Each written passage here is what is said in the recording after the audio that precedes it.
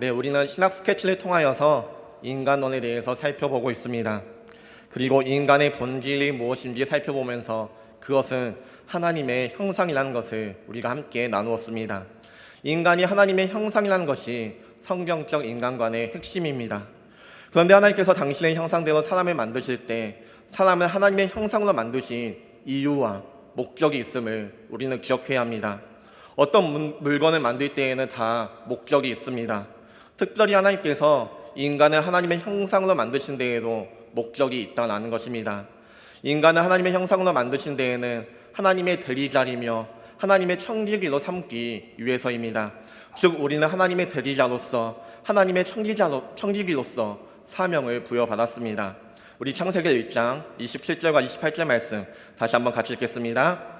하나님이 자기 형상 곧 하나님의 형상대로 사람을 창조하시되 남자와 여자를 창조하시고 하나님이 그들에게 복을 주시며 하나님이 그들에게 이르시되 생육하고 번성하여 땅에 충만하라. 땅을 정복하라. 바다의 물고기와 하늘의 새와 땅에 움직이는 모든 생물을 다스리라 하시니라. 아멘. 하나님께서는 하나님의 형상대로 사람을 창조하시고 그들에게 생육하고 번성하고 땅에 충만하여 땅을 정복하고 땅을 움직이는 모든 생물을 다스리라 명령하셨습니다. 이것은 문화 명령, 문화 사명이라고 하는데 바로 하나님이 우리를 창조하신 이유이며 목적입니다. 인간으로 하여금 하나님을 대신해서 하나님을 창조하신 물질 세계를 보존하고 관리하고 경영하면서 문화를 발전시키는 사명, 이것이 하나님께서 인간에게 주신 사명입니다.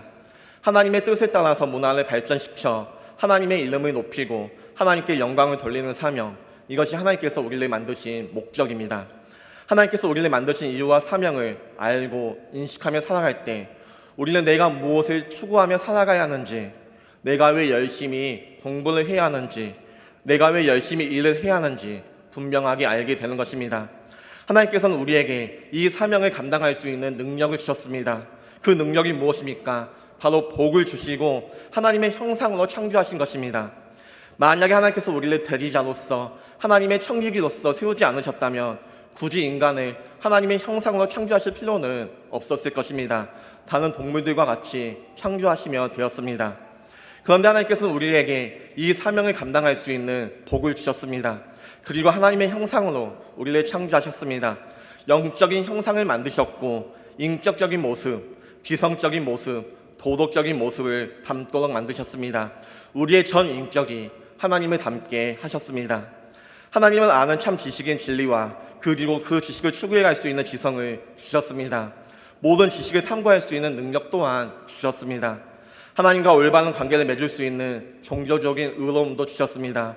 도덕적인 의를 추구해 가며 사회적인 의까지 추구해 갈 수 있는 역량도 주셨습니다. 하나님의 대리자로서 구별된 거룩함과 도덕적인 거룩함을 추구할 수 있는 능력을 우리에게 주셨습니다. 이것이 바로 타락하기 이전 원래 상태인 인간의 모습입니다. 그래서 타락하기 이전 인간의 모습은 자신의 의지를 가지고 하나님의 뜻에 따라서 문화를 발전시킬 수가 있었습니다. 자신의 의지를 가지고 즐거운 마음으로 하나님의 이름을 높이며 하나님의 영광을 위하여서 문화를 발전시킬 수가 있었습니다. 그런데 인간이 죄를 짓고 타락한 이후에 하나님의 뜻을 대적하는데 문화와 문명을 건설하였습니다. 이것은 바벨탑 사건을 통하여서 잘 보여주고 있습니다. 그들이 땅끝까지 흩어지지 않으려고 바벨탑을 건설합니다. 그들은 하나님의 이름 대신 자신의 이름을 높이려고 바벨탑을 세웠습니다. 하나님의 이름 대신 자신의 이름을 높이려고 문화를 발전시킨 것입니다. 사랑하는 성도 여러분, 우리는 무엇을 높이며 살아가고 있습니까? 창조의 목적대로 하나님의 이름을 높이며 살아가고 있으십니까? 아니면 나의 이름을 높이며 살아가고 있으십니까? 우리는 이 사실을 늘 생각하며 살아가야 합니다. 하나님께서 왜 우리를 창조하셨는지, 하나님께서 왜 우리에게 복을 주셨는지, 하나님께서 왜 우리를 하나님의 형상으로 만드셨는지 우리가 그 사실을 잘 기억하며 살아간다면 우리는 나의 이름을 높이며 살아가는 것이 아니라 하나님의 이름을 높이며 살아갈 수가 있을 것입니다. 그렇다면 좀 더 구체적으로 우리는 어떤 방법으로 하나님을 높이며 살아갈 수가 있을까요? 인간의 사명을 좀 더 구체적으로 나누어서 생각해 본다면 어떻게 말할 수 있을까요? 인간의 사명이란 인간의 왕적, 선지자적, 제사장적 사역을 말합니다. 자연과의 관계에서는 왕적인 사명입니다. 다른 사람과의 관계에서 선지자적 사역을 하는 것이 인간의 사명입니다. 하나님과의 관계에 있어서 제사장적 사역을 하는 것이 인간의 사명입니다. 먼저 인간의 사명, 왕적인 사역에 대해서 살펴보겠습니다. 우리 창세기 1장 26절 말씀 함께 읽겠습니다. 하나님이 이르시되 우리의 형상에 따라 우리의 모양대로 우리가 사람을 만들고 그들로 바다의 물고기와 하늘의 새와 가축과 온 땅과 땅에 기는 모든 것을. 고대 중동 지방에서는 하나님의 형상을 주로 왕들에게 적용되는 표현이었습니다. 다시 말해서 하나님께서 사람을 하나님의 형상으로 만드셨다는 것은 하나님이 사람을 왕으로 만드셨다는 것입니다. 하나님은 사람을 하나님의 대리자로서 하나님을 대신하여 다른 피조물을 다스리도록 그렇게 만드셨습니다. 그래서 하나님께서는 아담에게 동물들의 이름을 짓게 하셨습니다. 이름을 짓는다는 것은 그 동물들을 지배할 수 있다는 것입니다. 그들을 다스릴 수 있다는 의미입니다. 이것이 하나님께서 인간에게 주신 왕적인 사명입니다. 두 번째로 인간의 사명은 선지자적인 사명입니다. 우리는 다른 사람과의 관계에서 선지자적 사역을 할 수 있도록 그렇게 사명을 부여받았습니다. 창세기 1장 27절 말씀입니다. 하나님이 자기 형상 곧 하나님의 형상대로 사람을 창조하시되 남자와 여자를 창조하시고, 이 27절 말씀을 보면 하나님의 형상대로 사람을 창조하신 것과 남자와 여자로 창조하신 것을 병행하여 말씀하고 있습니다. 즉 남자와 여자의 관계는 단순한 성적인 구별 이상입니다. 남자와 여자로 창조하셨다는 것은 인간은 고립된 존재가 아니라 타인과의 관계 속에서 존재하도록 지어졌음을 의미합니다. 이것이 하나님이 하와를 창조하신 장면에서 더 구체화되고 있습니다. 창세기 2장 18절 말씀입니다. 여호와 하나님이 이르시되 사람이 혼자 사는 것이 좋지 아니하니 내가 그를 위하여 돕는 배필을 지으리라 하시니라. 하나님께서 아담에게 하와를 허락하신 이유가 무엇입니까? 사람이 혼자 사는 것이 좋지 아니하니 내가 그를 위하여서 돕는 배필을 짓는다 말씀하고 있습니다. 하와가 아담의 돕는 배필로 지음을 받았다는 것은 남자는 여자 없이 불완전하며 여자도 남자 없이 불완전함을 우리에게 보여주고 있습니다. 남자와 여자가 상호 보완적인 관계라는 것은 인간에게 주신 사명을 언급하는 28절 말씀에서 구체적으로 또 표현되고 있습니다. 우리 1장 28절 상반절 말씀 함께 읽겠습니다. 하나님이 그들에게 복을 주시며 하나님이 그들에게 이르시되 생육하고 번성하여 땅에 충만하라. 인간의 사명은 생육하고 번성하며 땅에 충만한 것입니다.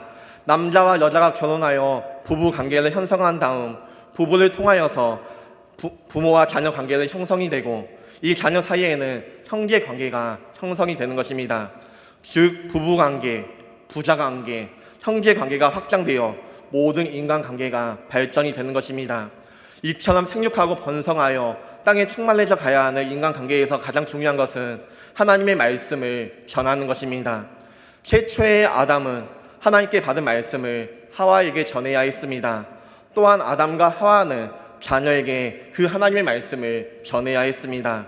이처럼 인간과 인간과의 관계에서 중요한 것은 하나님의 말씀을 전하는 사역, 즉 선지자적 사역이 하나님께서 우리에게 주신 선지자적 사명이라는 것입니다. 세 번째 인간의 사명은 제사장적 사역입니다. 하나님과의 인간의 관계에서 우리는 제사장적 사역을 하도록 창조되었습니다. 인간이 다른 인간과의 관계에서 생육하고 번성하여 땅에 충만하게 하는 사역과 자연과의 관계를 통하여서 다른 피조물을 다스리는 사역의 지표는 인간과 하나님과의 관계입니다.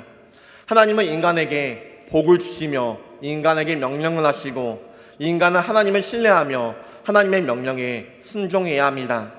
하나님께서 우리에게 명령하신 것이 무엇입니까? 창세기 2장 15절 말씀입니다. 같이 읽겠습니다.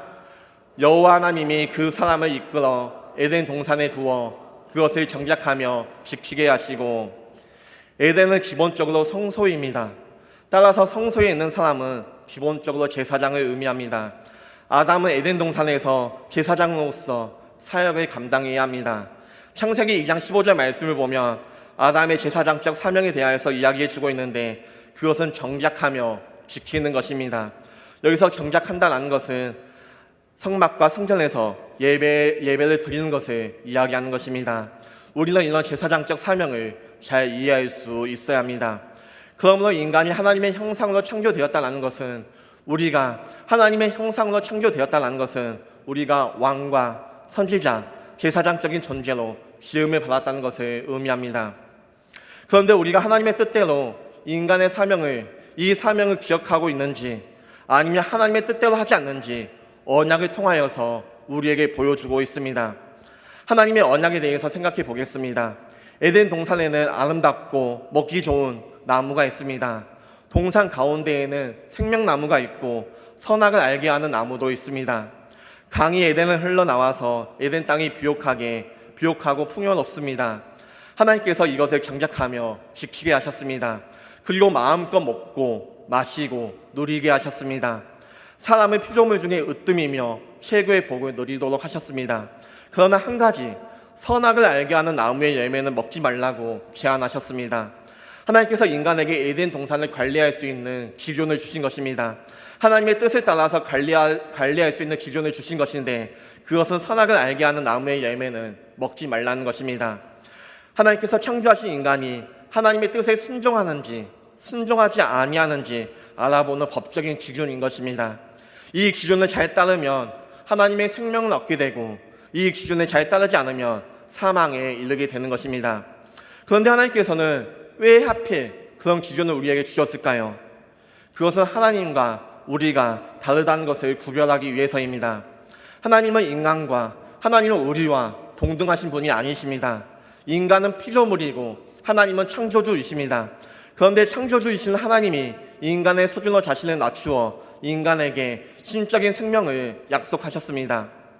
하나님과 인간의 관계는 창조주와 피조물의 관계입니다. 이것을 자연적인 관계라 이야기합니다.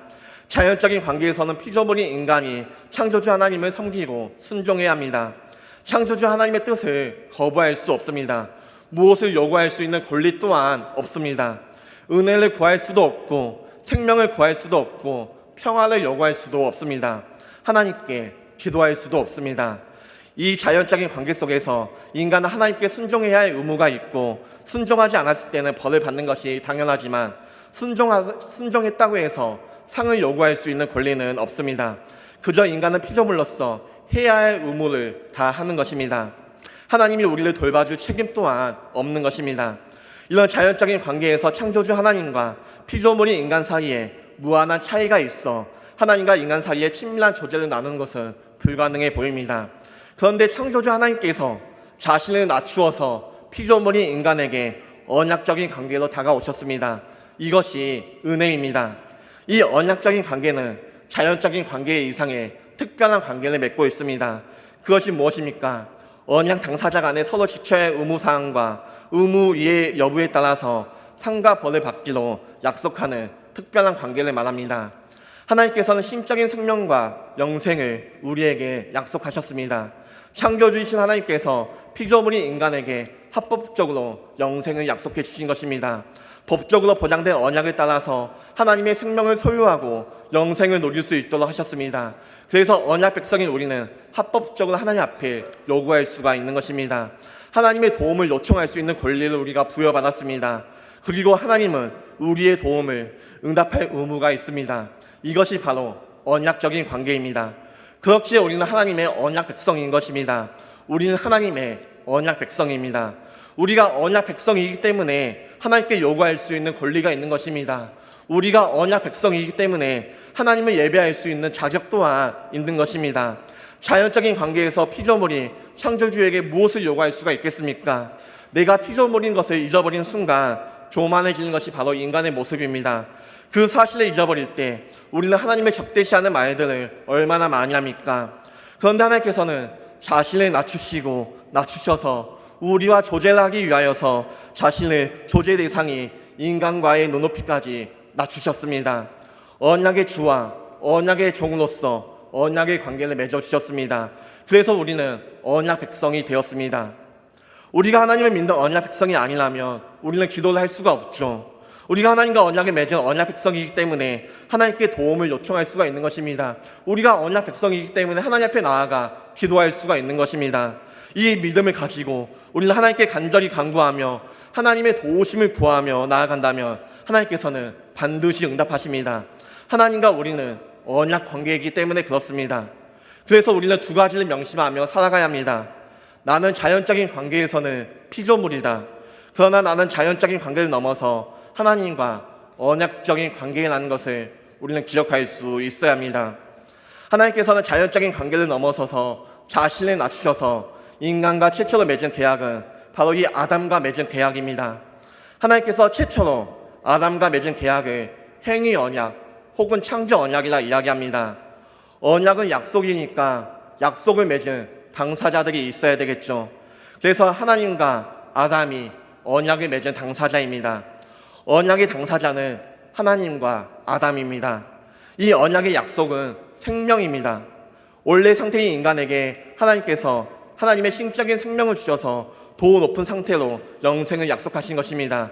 이것이 언약의 약속입니다. 언약에는 조건이 있습니다. 이 조건이 뭐냐면 순종입니다. 하나님의 계명에 순종하는 것입니다. 이 원래 상태인 인간인 아담은 순종할 수 있는 능력을 부여받았습니다. 자기 자신이 스스로 순종할 수도 있고 불순종할 수도 있습니다. 순종할 수 있는 역량을 가지고 있습니다. 하나님은 아담을 기계나 동물처럼 대하지 않으셨습니다. 하나님은 아담을 인격적으로 대우해 주셨습니다. 그래서 그가 자기 스스로 기꺼이 즐거운 마음으로 순종할 수 있도록 하셨습니다. 아담은 순종할 수도 있고 순종하지 않을 수도 있습니다. 자기 스스로 결정할 수 있는 능력을 가지고 있습니다. 하나님께서 그렇게 창조하셨습니다. 그리고 이 언약에는 형벌이 있습니다. 언약을 지키지 않고 불순종할 때에는 사망이 있고 이 언약을 지킬 때에는 생명이 있는 것입니다. 이 언약에는 상징이 있습니다. 바로 생명나무입니다. 하나님께서 아담과 맺은 이 언약을 행위 언약이라고 하는 이유는 인간의 행위 여부에 따라서 하나님의 생명을 노리기 때문에 행위 언약이라고 합니다. 인간의 순종 여하에 따라서 생명과 사망이 결정되기 때문에 행위 언약이라 부릅니다. 하나님의 뜻과 하나님의 계명에 순종하느냐 순종하지 않느냐에 따라서 생과 사가 결정되기 때문에 행위 언약이라 그렇게 불렀습니다. 이 행위 언약은 타락하기 이전 인간과 맺은 언약입니다. 타락하기 이전 인간이었던 아담과 하나님과 언약을 맺을 때에는 선악을 알게 하는 나무의 열매를 먹어라, 먹지 말아라, 이것이 기준이 되었습니다. 그런데 아담이 이 기준을 어겼습니다.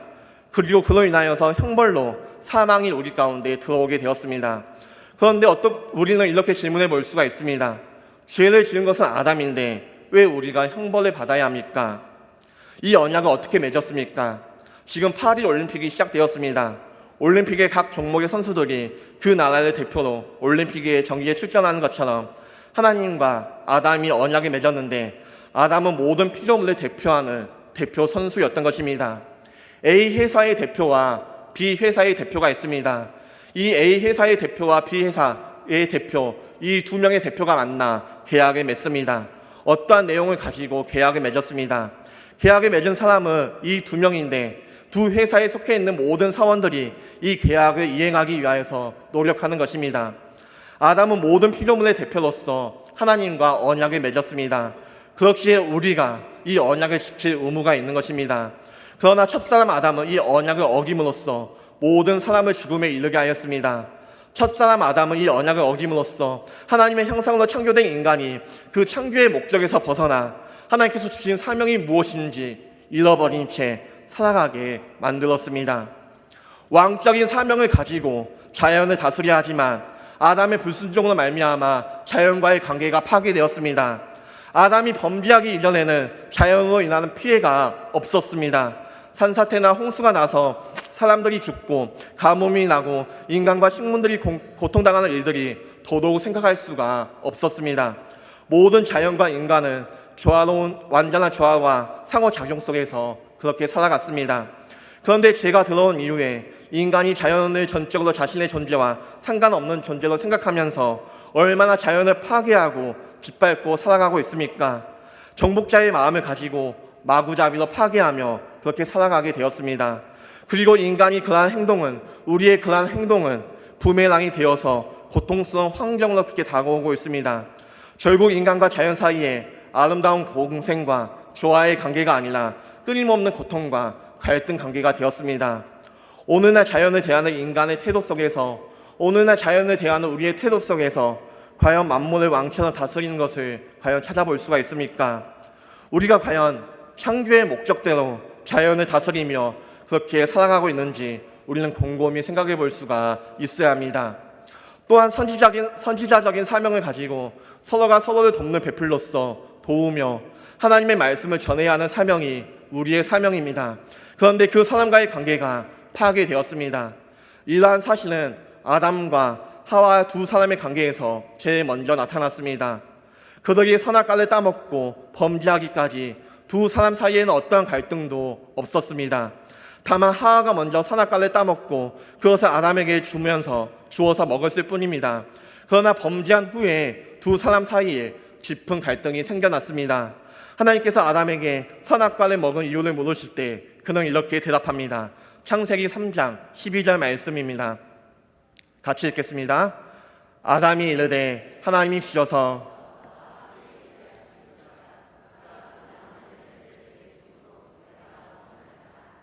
지금 아담의 모습이 어떠합니까? 부부가 될 때 마음으로부터 우러나왔던 고백, 내 뼈 중에 뼈요 살 중에 살이라는 고백은 이미 사라져 버렸습니다. 아담과 하와는 이미 함께 하는 것에 있어서 괴로운 존재가 되고 말았습니다. 이것이 끝이 아닙니다. 죄로 말미암아 사람과의 관계가 파괴되어가는 역사는 그들의 처음 자손들에게 나타나는 것을 볼 수가 있습니다. 두 사람이 낳은 아들 가인은 동생 아벨을 죽이는 첫 살인자가 되었습니다. 아담과 하와는 처음 죽음을 경험하여야만 했습니다.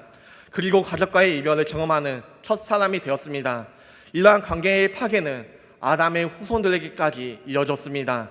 왜냐하면 그것은 깨어진 하나님과의 관계에서 비롯된 것이고 그러한 죄는 그 후손들에게 예외 없이 전해졌기 때문입니다. 오늘날 우리 주위를 돌아보십시오. 마땅히 사랑해야 할 사람들 사이에조차 진정한 화목을 찾아보기가 얼마나 어렵습니까? 사람과 사람 사이에 갈등과 분쟁이 그치지 않습니다. 이제는 그러한 관계의 깨어짐에서 오는 고통이 우리의 보편적인 모습이 되었습니다. 치열한 생존 경쟁으로 인하여서 이러한 관계의 깨어짐은 이제 자신의 행복을 성취하기 위하여서 피할 수 없는 과정처럼 받아들여지게 되었습니다. 이 인간의 욕망과 그 욕망의 충돌은 끊임없이 분열을 낳고 있습니다. 이러한 욕망이 나라와 나라 사이에 확대되면 전쟁과 사료 그리고 테러로 이어집니다. 오늘날 우리의 사회를 한번 돌아보십시오. 매일 들려오는 무시무시한 소식과 폭력, 더러운 추문들이 이제 더 이상 놀랍지 않습니다. 폭력과 불결한 소문은 이제 청소년들과 어린 아이들에게까지 보편화되었습니다. 이것이 하나님이 창조하신 아름다운 세상의 모습과 얼마나 다른 모습입니까?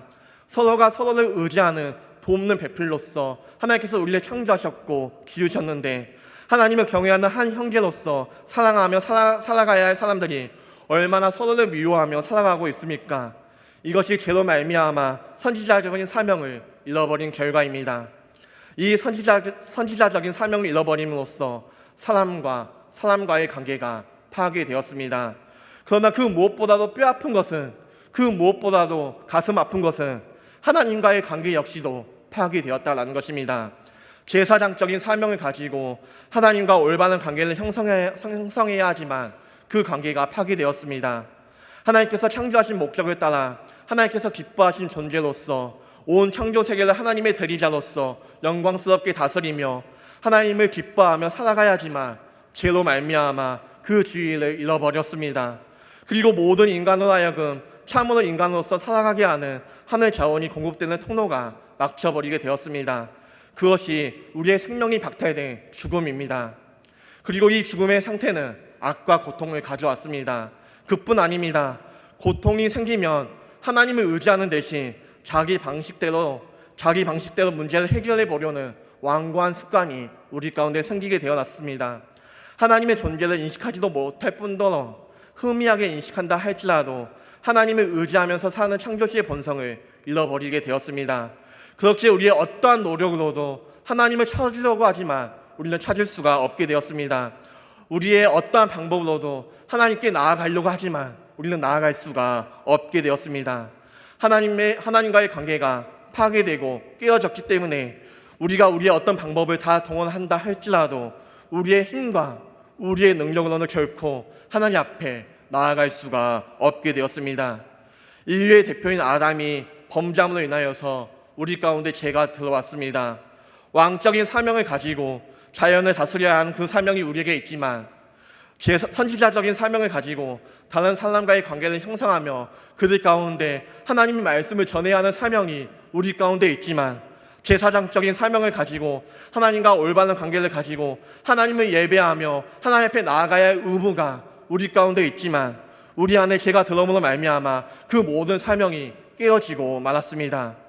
그것이 하나님께서 우리를 하나님의 형상으로 창조하신 이유이며 목적인데 우리는 그 목적을 달성할 힘도 없고 하나님의 형상으로서 온전히 살아갈 능력 또한 잃어버리고 만 것입니다.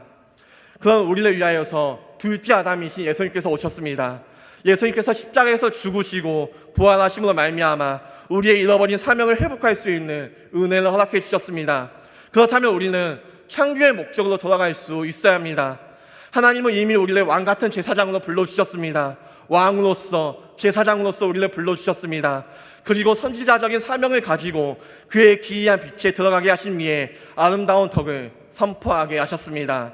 베드로전서 2장 9절 말씀 우리 큰 목소리로 함께 읽겠습니다. 그러나 너희는 택하신 족속이요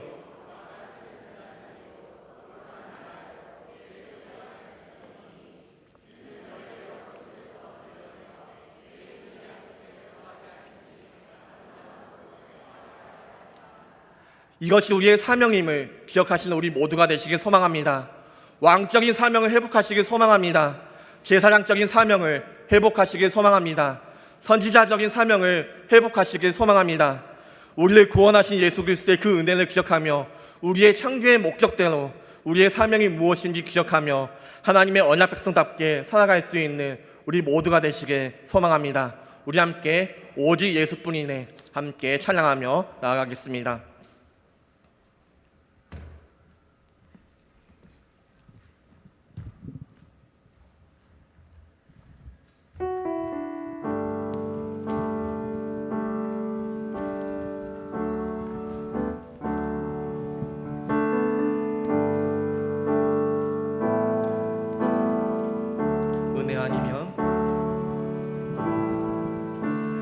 은혜 아니면 살아갈 수가 없네.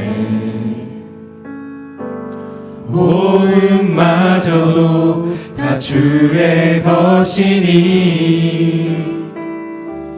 세상 평안과 위로 내게 없어도 예수 오직 예수뿐이네. 은혜 아니면 살아갈 수 없네. 은혜 아니면 살아갈 수가 없네. 호흡마저도 다 주의 것이니 세상 평안과 위로 내게 없어도 예수 오직 예수뿐이네.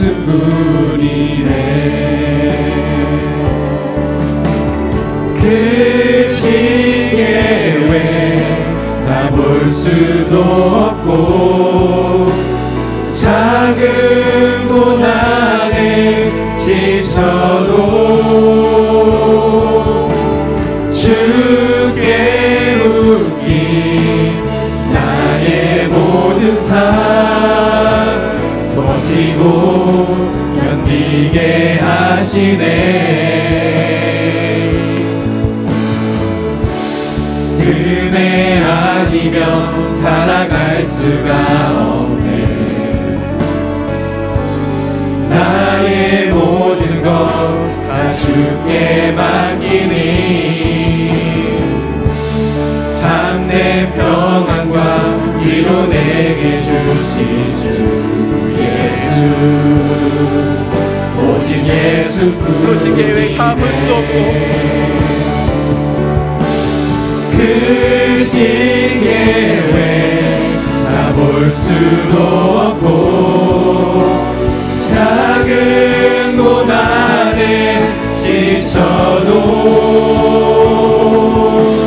주께 묶인 나의 모든 삶 버티고 견디게 하시네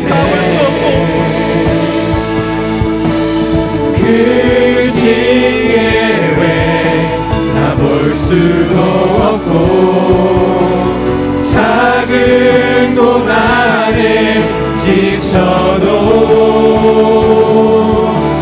주께 묶인 나의 모든 삶 버티고 견디게 하시네 은혜 아니면 살아갈 수가 없네 나의 모든 것 다 주께 맡기니 참된 평안과 위로 내게 주신 주 예수 오직 예수뿐이네 우리 이 시간 함께 기도하겠습니다. 이 시간 기도하실 때 하나님께서 우리를 창조하신 그 목적을 우리가 한번 생각해 보았으면 좋겠습니다. 하나님 우리를 왕으로 불러주셨습니다. 제사장으로 불러주셨습니다. 선지자로서 불러주셨습니다. 그래서 이 땅을 다스리며 하나님의 말씀을 전하며 하나님을 예배할 수 있는 사명을 우리에게 주셨습니다.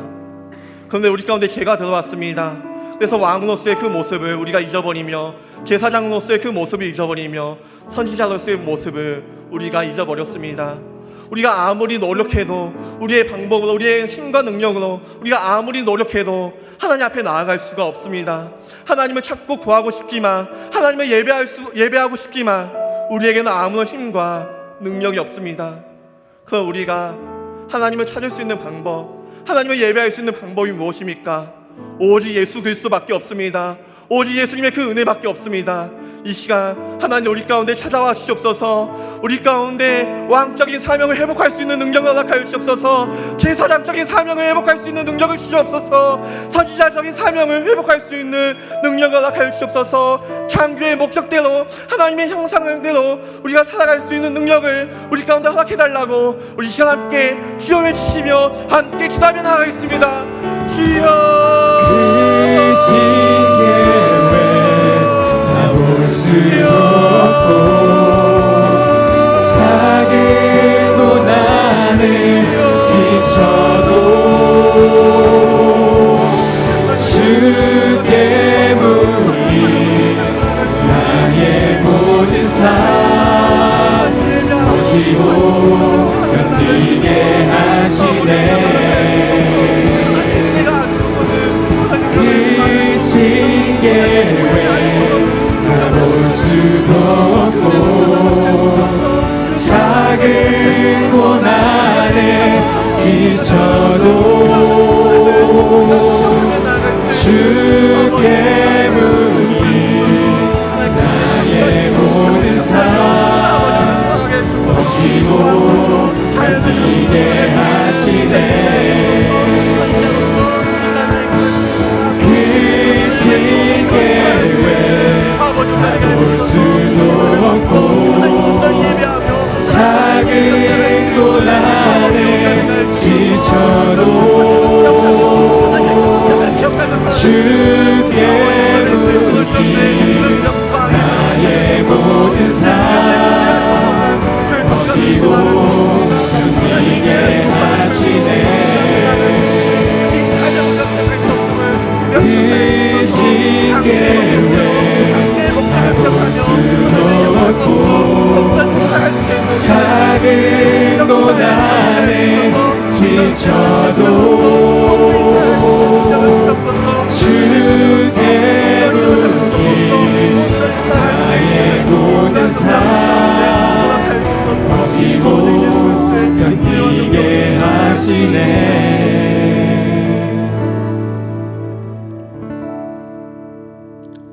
사랑과 은혜 많으신 하나님 아버지, 우리에게는 하나님의 형상으로서 온전히 살아갈 수 있는 힘과 능력이 없습니다. 하나님께서 우리에게 주신 그 창조의 목적, 그 사명을 우리가 잃어버렸습니다. 우리가 아무리 하나님을 찾고 하나님을 구하여도 하나님 앞에 나아갈 수 없는 것이 우리의 모습입니다. 하나님, 우리 가운데 찾아와 주시옵소서. 우리의 마음 가운데 임하여 주시옵소서. 오직 예수 그리스도의 그 은혜를 기억하며 오직 예수 그리스도의 그 사랑을 우리가 기억하며 주님을 예배하며 나아갈 수 있도록 주님, 우리를 붙들어 주시옵소서. 우리가 하나님의 형상임을 잊지 않게 하여 주시옵소서. 하나님께서 우리를 왕으로 불러주셨음을 우리가 잊지 않게 하여 주시옵소서. 하나님께서 우리를 선지자로서 제사장으로서 불러주셨음을 우리가 잊지 않게 하여 주시옵소서. 그래서 왕같은 제사장으로서 그의 기이한 빛에 들어가게 하신 이의 아름다운 덕을 선포하며 살아갈 수 있는, 승리하며 살아가는 우리가 될 수 있도록 주님 함께하여 주시옵소서.